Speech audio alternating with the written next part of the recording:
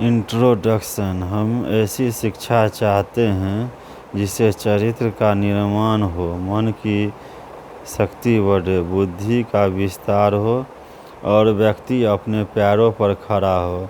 यह कथन है स्वामी विवेकानंद का। आज जो हमारा अध्ययन करेंगे वह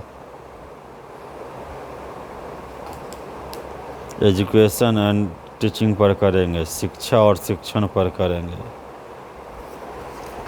शिक्षा और शिक्षण क्या है, इन्हीं पर आज हम अध्ययन करेंगे। शिक्षण अभिक्षमता, टीचिंग एप्टीट्यूड पर आज मेरा क्लास होने जा रहा है।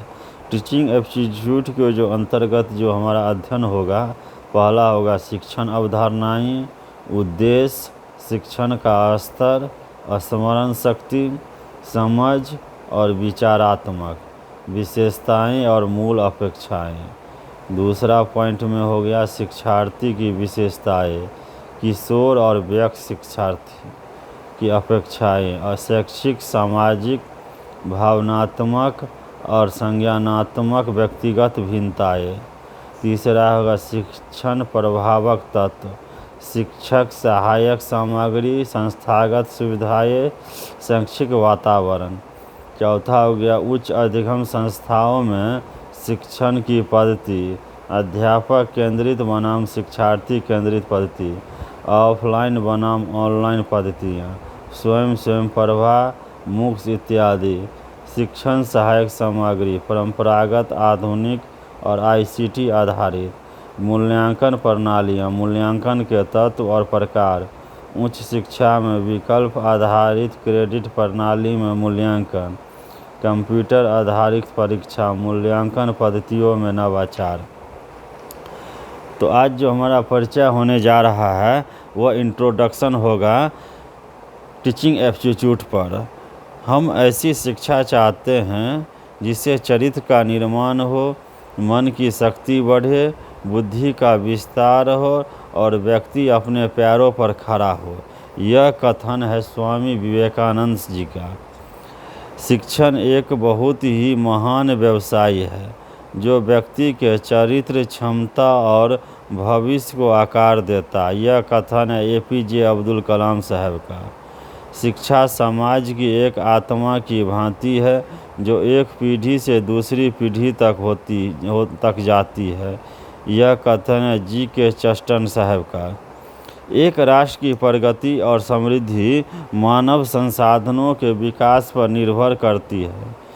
इस उद्देश्य की पूर्ति के लिए सक्षम शिक्षकों की सदैव आवश्यकता रहती है। राष्ट्रीय पात्रता परीक्षा, नेशनल एबिलिटी टेस्ट, उन अभ्यर्थियों के मूल्यांकन के लिए है जो अपने ज्ञान और कौशल के आधार पर उच्च शिक्षण संस्थानों में अध्यापन, कृति या अनुसंधान में प्रवेश पाना चाहते हैं।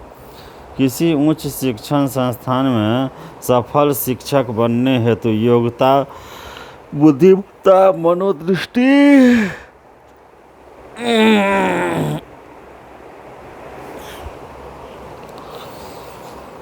मनोदृष्टि आदि वांछित गुण होने चाहिए।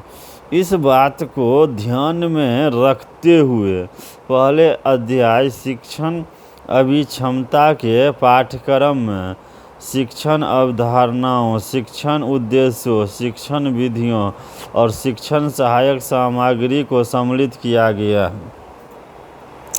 नई शिक्षा नीति 2020 के अनुसार शिक्षा पूर्ण मानव क्षमता प्राप्त करने, एक समान और न्यायपूर्ण समाज के विकास और राष्ट्रीय विकास को बढ़ावा देने के लिए एक मौलिक भूति है।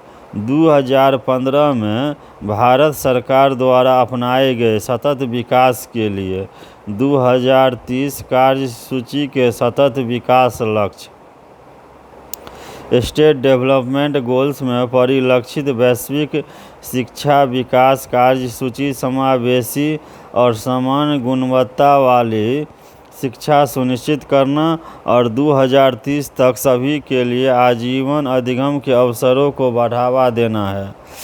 प्रत्येक मनुष्य अक्सर अपने बड़े माता पिता, परिवार के सदस्यों और शिक्षकों से प्राप्त अधिगम को दर्शाता है। हम अपने जीवन के लगभग 20 से 25 वर्ष औपचारिक शिक्षा में व्यतीत करते हैं। शिक्षा एक सफल, शिक्षित और संपन्न समाज की सबसे महत्वपूर्ण नींव है। सामान्य तौर पर यह हमारे समाज के सामाजिक, आर्थिक, राजनीतिक विकास और विकास के लिए महत्वपूर्ण है। इस प्रकार शिक्षा का मुख्य लाभ हमारे ज्ञान को अगली पीढ़ी को हस्तांतरित करना है, ताकि एक श्रेष्ठतर समाज की रचना की जा सके। यह हम सबकी एक मूलभूत इच्छा है। शिक्षक औपचारिक ढंग से ज्ञान के सूत्रधार के रूप में कार्य करता है। अधिगम शिक्षण प्रक्रिया का मुख्य परिणाम है छात्रों की प्रगति का आकलन करने के लिए मूल्यांकन भी किया जाता है, ताकि उसको भविष्य के समाज में अधिक संभव होने योग्य वाले ढंग से संयोजित किया जा सके। इस प्रकार शिक्षण, अधिगम और मूल्यांकन का आपस में निकट से संबंध है। शिक्षा ज्ञान के वर्तमान भंडार में हम सबके जोड़ता है और यह सुनिश्चित करने का प्रयास करता है इसमें वृद्धि कैसे की जाए। इस यूनिट में हम अपनी चर्चा का आरंभ शिक्षा से कर रहे हैं और धीरे धीरे शिक्षण की ओर बढ़ रहे हैं। शिक्षा और शिक्षण, एजुकेशन एंड टीचिंग। शिक्षण का मूल अर्थ है शिक्षा प्रदान करना। हम पहले यह जान ले कि शिक्षा क्या है। इस शब्द की उत्पत्ति शिक्षा से हुई है, जिसका अर्थ है ज्ञान प्राप्त करना, जिसके माध्यम से हम अपने संस्कारों एवं व्यवहारों का निर्माण करते हैं। शिक्षा हमें इस योग्य बनाती है कि हम अपने वातावरण में समायोजित होकर अपनी क्षमताओं एवं निहित योग्यताओं का पूर्ण विकास कर अपने परिवार, समाज तथा राष्ट्र के किसी विशिष्ट क्षेत्र में योगदान कर सके। शिक्षा का उद्देश्य शिष्य के ज्ञान एवं व्यवहार में वांछित परिवर्तन लाना है। शिक्षा प्रदान करने वाले को शिक्षक, अध्यापक एवं अध्येता कहा जाता है। शिक्षक मूलतः शिक्षण उद्देश्यों की प्राप्ति के लिए सहजकर्ता, फैसिलिटेटर के रूप में कार्य करता है। गुरु श्री रविन्द्रनाथ टैगोर के अनुसार शिक्षा का मुख्य उद्देश्य आत्म साक्षात्कार है, जिसका अर्थ है अपने आप स्वयं में सार्वभौमिक आत्मा की प्राप्ति करना। यह एक ऐसी प्रक्रिया है जिसकी अनुभूति शिक्षा के बिना असंभव है। गुरु टैगोर ने प्राचीन वेदांत का संश्लेषण भी किया। स्वामी विवेकानंद ने शिक्षा इस प्रकार परिभाषित किया है: शिक्षा एक व्यक्ति में पहले से ही पूर्णता की अभिव्यक्ति है। अरस्तु ने शिक्षा को एक स्वस्थ शरीर में एक स्वस्थ मस्तिष्क के निर्माण के रूप में परिभाषित किया है। हेनरिक पेस्टोलॉजी के अनुसार शिक्षा मनुष्य की जन्मजात शक्तियों का प्राकृतिक, सामंजस्यपूर्ण और प्रगतिशील विकास है। जॉन डेवी ने शिक्षा को उस शक्ति के रूप में परिभाषित किया है जिसके द्वारा एक व्यक्ति अपने पर्यावरण को नियंत्रित करने और अपनी संभावनाओं को पूरा करने में सक्षम बनाता है। फ्रोवेल साहब के अनुसार शिक्षा एक ऐसी प्रक्रिया है जिसके द्वारा बच्चा अपने आंतरिक क्षमता को इस प्रकार विकसित करता है कि वह बाहरी वातावरण में सार्थक रूप से भाग ले सके। शिक्षा के अर्थ को दो मुख्य परिप्रेक्ष्यों में समझा जा सकता है: व्यापक एवं संकुचित। शिक्षा के व्यापक अर्थ के अनुसार यह सारा संसार हमारा शिक्षा क्षेत्र है। शिक्षा का उद्देश्य मानव व्यक्तित्व का सर्वांगीण विकास है। सभी व्यक्ति, बाल, युवा, वृद्ध, स्त्री, पुरुष, विद्यार्थी है। हम जीवन पर्यंत कुछ न कुछ सीखते रहते हैं। अतः व्यक्ति का पूरा जीवन ही उसका शिक्षा काल है। साथ ही प्रत्येक व्यक्ति जहाँ स्वयं दूसरों से कुछ सीखता है, वह दूसरों को भी कुछ न कुछ शिक्षा देता है। जीवन की छोटी छोटी घटनाएं भी हमें शिक्षा देती है। शिक्षा के संकुचित अर्थ के अनुसार शिक्षा केवल शिक्षण संस्थानों में ही दी जाती है। इसका एक निश्चित पाठ्यक्रम और अवधि है। शिक्षा का उद्देश्य विशिष्ट विषयों का ज्ञान प्राप्त करना है, जिसका मूल्यांकन होता है और तत्पश्चात मानव उपाधि और प्रमाण पत्र। चाय न बने तो पहले शिक्षा कहीं न कहीं शिक्षा कक्षा और पाठ्य पुस्तकों तक सीमित रह जाती है। UNESCO united nation education scientific and cultural organisation. UNESCO united nation education scientific and cultural education organisation द्वारा स्थापित डेलोर कमीशन ने 1996 में अपनी report learning the treasure within में शिक्षा के द्वारा शिक्षार्थियों में मानवाधिकार, सामाजिक उत्तरदायित्व, सामाजिक समानता, लोकतांत्रिक भागीदारी, सहिष्णुता, सहकारी भावना, कोऑपरेटिव स्पिरिट, रचनात्मकता, पर्यावरण के प्रति संवेदनशीलता, शांति, अहिंसा, प्रेम आदि मूल्य विकसित करने पर बल दिया है। जैक्स डेलर्स ने शिक्षा के 4 स्तंभ स्थापित किए हैं। कुछ बनने के लिए अधिगम, लर्निंग टू बी, ज्ञान के लिए अधिगम, लर्निंग फॉर नॉलेज, कुछ करने के लिए अधिगम, लर्निंग टू डू, साथ रहने के लिए अधिगम, लर्निंग टू लाइव टुगेदर। शिक्षण औपचारिक और अनौपचारिक दोनों प्रकार का हो सकता है। अनौपचारिक शिक्षा मुख्यतः परिवार और समुदाय द्वारा जीवन के आरंभिक वर्षों में प्रदान की जाती है। दूसरी तरफ औपचारिक शिक्षण में शिक्षण संस्थान एवं शिक्षक की भूमिका अहम होती है। इसमें विद्यार्थियों को कुछ शुल्क भी देना पड़ सकता है। वर्तमान में पारिवारिक, सामाजिक एवं आर्थिक परिवर्तनों के कारण शिक्षा औपचारिक बनती जा रही है। यूनेस्को 5 अक्टूबर को विश्व शिक्षक दिवस वर्ल्ड टीचर्स डे के रूप में मनाता है।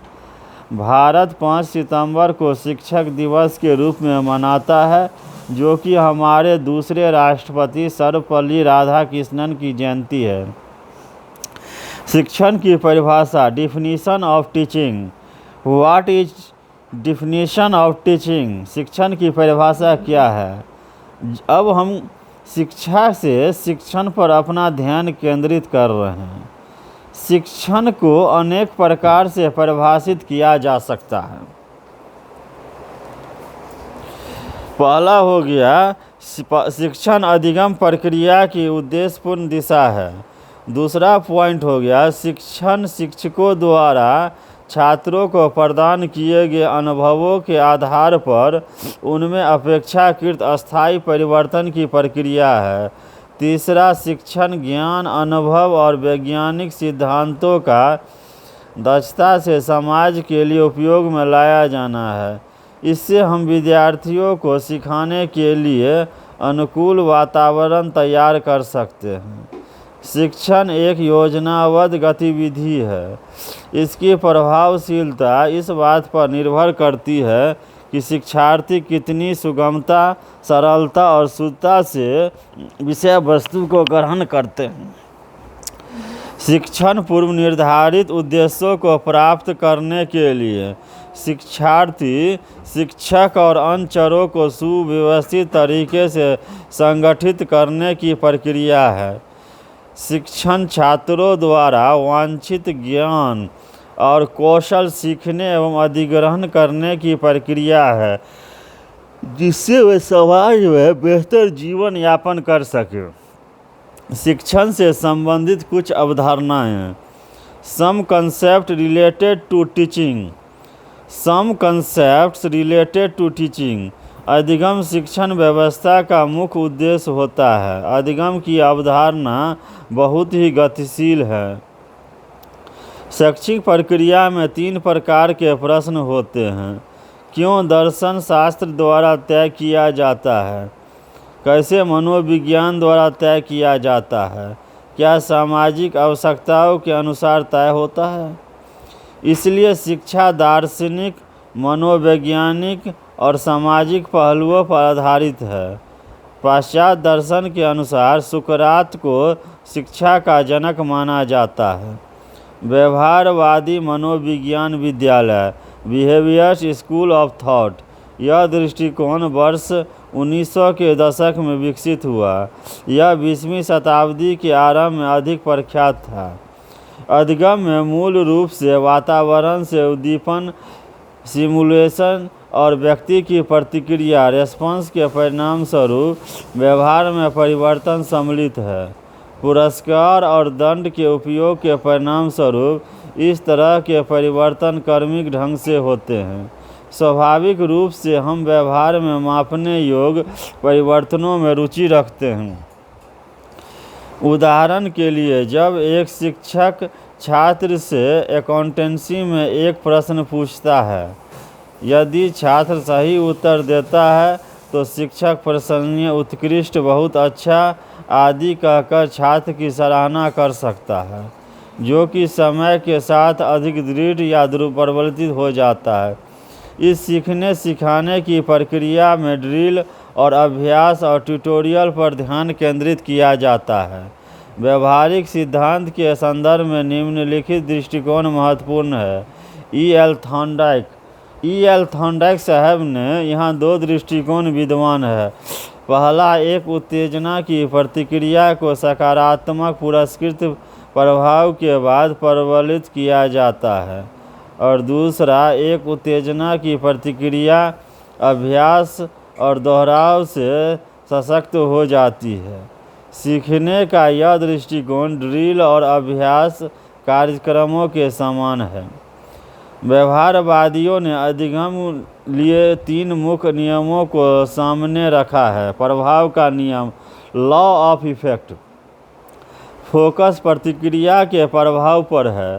संतोषजनक परिणाम प्रतिक्रिया को सुदृढ़ करते हैं और परिणाम एक इनाम में होता है। कष्टप्रद भावनाएं उसी को कमज़ोर करती है और परिणाम दंड में होता है। तैयारी का नियम, लॉ ऑफ प्रिपरेशन, यह SR कनेक्शन बनाने के लिए छात्र की इच्छा को इंगित करता है। अभ्यास का नियम, लॉ ऑफ एक्सरसाइज, यह कानून अभ्यास के माध्यम से संबंध को सशक्त करने से संबंधित है। सीखने का मुख्य सिद्धांत दोहराव है। इसे ड्रिल या ड्रिल एंड प्रैक्टिस कहा जाता है, जैसा कि गणित जैसे विषयों में किया जाता है। स्किनर साहब के अनुकूलन या अनुबंध कंडीशनिंग 2 प्रकार की होती है। शास्त्रीय उत्कृष्ट या चिर प्रतिष्ठ प्रानुकूलन, क्लासिकल कंडीशनिंग, यह अधिगम की एक विधि है जिसमें जैविक दृष्टि से शक्तिशाली उद्दीपकों को समान उद्दीपकों के साथ युग्मित किया जाता है। इस युग्मन से अधिगम में सहायता मिलती है। यह अवधारणा इवान पावलोव द्वारा निर्धारित की गई थी, जो एक कुत्ते को भोजन कराने से संबंधित है। यह भोजन के बाद घंटी की आवाज़ पर लार गिराता है। यह एक नई सीखी गई प्रतिक्रिया उत्पन्न करने के लिए 2 उत्तेजना एक साथ जुड़ी हुई है। इसे सामान्यीकरण, अवचेतन या स्वचालित अधिगम कहा जाता है। इसे रिफ्लेक्सिव या अनैच्छिक अनुकूलन, इनवॉल्यूंटरी कंडीशनिंग भी कहा जाता है। संचालन conditioning, operating conditioning. What is operating conditioning?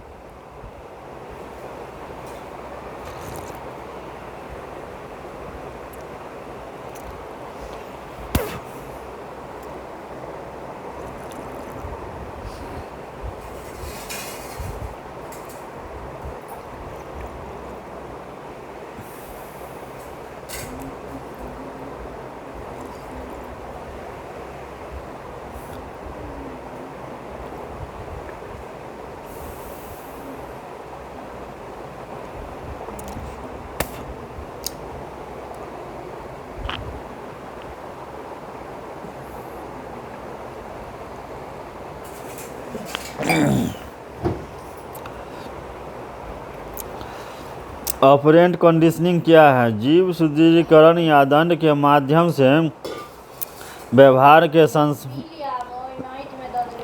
इसे स्वे खाली आप हो गए से जीव सुदृढ़ीकरण या दंड के माध्यम से व्यवहार में संशोधन के माध्यम से सीखा है। इसे स्वैच्छिक वॉलेंट्री या बाद व्यवहार इंस्ट्रूमेंटल कंडीशनिंग कहा जाता है। स्किनर ने क्रमादेशित निष्क्रिय प्रोग्राम्ड इंस्ट्रक्शन के सिद्धांत का सुझाव दिया है। संज्ञानात्मक विचारधारा या दृष्टिकोण cognitive school of thought. What is cognitive school of thought?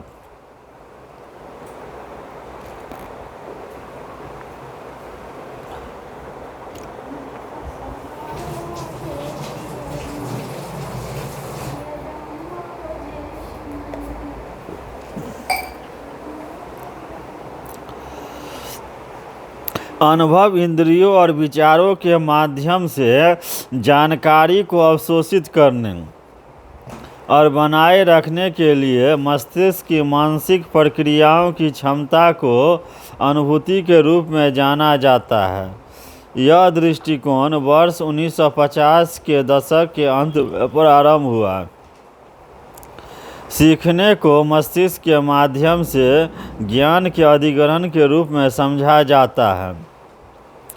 शिक्षार्थी एक सूचना संसाधक है जो जानकारी को अवशोषित करता है, उस पर संज्ञानात्मक संचालन करता है और इसे स्मृति में रखता है।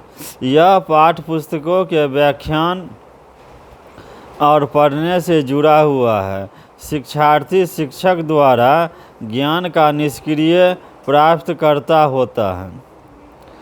शिक्षार्थी आंतरिक और बाद दोनों तत्वों से प्रभावित हो सकते हैं। संज्ञानात्मक सिद्धांत उप सिद्धांतों में विभाजित हो गया है जो सीखने और समझने के अद्वितीय तत्वों पर ध्यान केंद्रित करते हैं। जीन पियाजे ने संज्ञानात्मक मनोविज्ञान पर बहुत अधिक कार्य किया। उनका काम वातावरण और आंतरिक संरचनाओं पर केंद्रित है कि वे अधिगम प्रक्रिया को कैसे प्रभावित करते हैं। अधिगम प्रक्रिया को कैसे प्रभावित करते हैं। शिक्षक छात्रों को प्रश्न पूछने, जांच करने और बलपूर्वक ढंग से सोचने का अवसर प्रदान कर सकते हैं। शिक्षण और अधिक संगठित ढंग से किया जाना चाहिए जिससे छात्रों को उनकी विचार प्रक्रिया कार्यों को जानने में सहायता मिलती है और ज्ञान का उपयोग सीखने के बेहतर उम्मीदवारों के निर्माण के लिए किया जाता है। रचनावादी विचारधारा दृष्टिकोण constructive school of thought. What is constructive school of thought? Constructive school of thought क्या है? रचनावादी विचारधारा दृष्टिकोण यह दृष्टिकोण मानता है कि अधिगम क्रिया निष्क्रिय नहीं है। वे सीखने को व्यक्तिगत मानने लगे। प्रत्येक व्यक्ति अपने स्वयं के ज्ञान और कौशल का निर्माण अनुभवों के परिणाम स्वरूप करता है। जैसे जैसे नया ज्ञान प्राप्त होता है, सीखने या ज्ञान का निरंतर निर्माण होता जाता है। इसका अर्थ यह है कि नया अनुभव पिछले अनुभव के साथ एकीकृत इंटीग्रेटेड है। यह स्वतंत्र शिक्षा, अनुभवात्मक शिक्षा और प्रोग्रामिंग आदि पर ध्यान केंद्रित किया गया है। ध्यान सामान्यीकरण योग कौशल पर है जो व्यक्तिगत खोज पर आधारित है। विद्यार्थी सक्रिय रूप से ज्ञान का निर्माण करता है। जीन पियाजे और जी.एस. ब्रूकन का मानना था कि अधिगम में सूचनाओं का सक्रिय प्रसंस्करण सम्मिलित है और प्रत्येक व्यक्तिगत गतिविधि अपने लिए ज्ञान का आयोजन और निर्माण करती है। शैक्षिक मनोविज्ञान का मानना है कि ज्ञान संगठन के विकास के कई चरण और आत्मसातीकरण अधिगम की मूल बातें हैं। एक शिक्षार्थी संयोजन के माध्यम से एक नई योजना विकसित करता है। और नए अनुभवों को पहले से उपस्थित योजना में आत्मसात कर लिया जाता है या उन्हें नई योजना बनाकर समायोजित किया जा सकता है। ऐसी स्थिति को रचनावाद कहा जाता है। Discovery learning. What is discovery learning? Discovery learning क्या है? रचनावादी दृष्टिकोण पर आधारित है जिससे शिक्षक को कई मार्गदर्शन नहीं के समान है।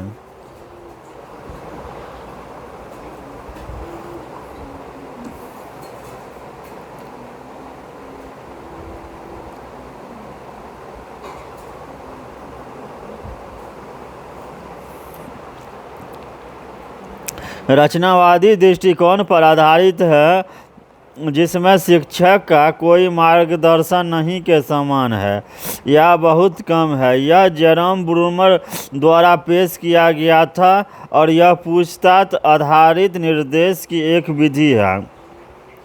ये लोकप्रिय सिद्धांत शिक्षार्थियों को पिछले अनुभवों और ज्ञान पर निर्माण करने के लिए प्रोत्साहित करता है। इसके अंतर्गत कल्पना और रचनात्मकता का उपयोग करता है और तथ्यों, सहसंबंधों और नए सत्य की खोज के लिए नई जानकारी की खोज करता है। एक अनुकरण जिसमें शिक्षक छात्रों को वापस बुलाने या प्रासंगिक सिद्धांतों को लागू करने में सहायता करता है, निर्देशित खोज विधि कहलाता है। अनुभव रूपांतरण अधिगम सिद्धांत। Transformative learning theory. What is transformative learning theory? क्या है?